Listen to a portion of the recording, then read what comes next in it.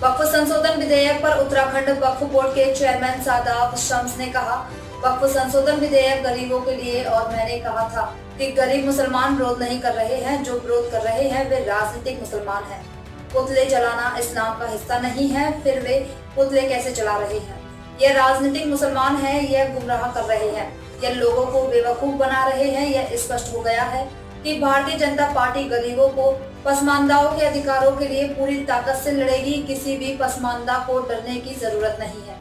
सरकार के भी हो रहे हैं और अब हमारे भी पुतले दहन शुरू हो गए। तो मैं तो ये कह रहा हूं कि पुतला दहन तो इस्लाम का हिस्सा नहीं है। अगर मौलाना धर्म की बात कर रहे हैं और वो पॉलिटिकल मौलाना नहीं है, दाढ़ी टोपी रखकर जो प्रोटेस्ट कर रहे हैं ये पॉलिटिकल लोग नहीं हैं, तो इस्लाम में तो दहन का कोई कॉन्सेप्ट ही नहीं है।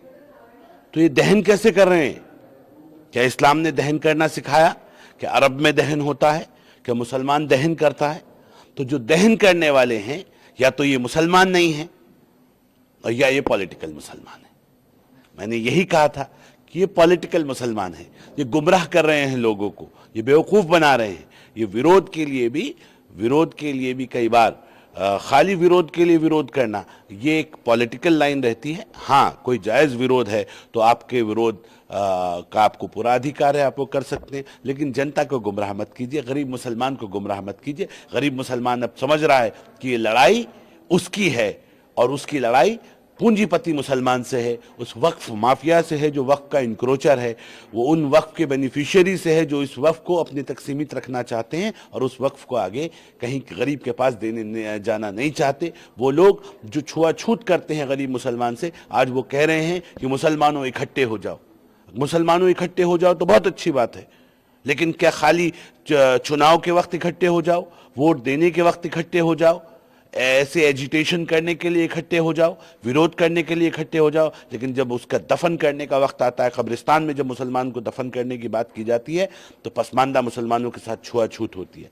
फिर वहां पता चलता है कि अशराफ का कब्रिस्तान है, ये सैयदों का कब्रिस्तान है, ये पठानों का कब्रिस्तान है, ये नवाबों का कब्रिस्तान है। यहाँ छोटी जातियों के लोगों को दफन होने की भी इजाजत नहीं है।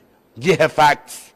और गरीब मुसलमान जो छोटी जातियों का मुसलमान है, जो पसमानदा मुसलमान है, आज वो इस दर्द को महसूस कर रहा है। उस दर्द को समझने का काम मेरे यशस्वी प्रधानमंत्री, गृह मंत्री और अल्पसंख्यक मंत्री ने किया। इसलिए गरीबों के हक की लड़ाई को वो बहुत ईमानदारी से उन्होंने लड़ा और ये साफ हो गया है कि अब गरीबों के हक की लड़ाई, पसमानदाओं के हक की लड़ाई भारतीय जनता पार्टी पूरी ताकत से लड़ेगी। किसी पसमानदा को अब डरने की और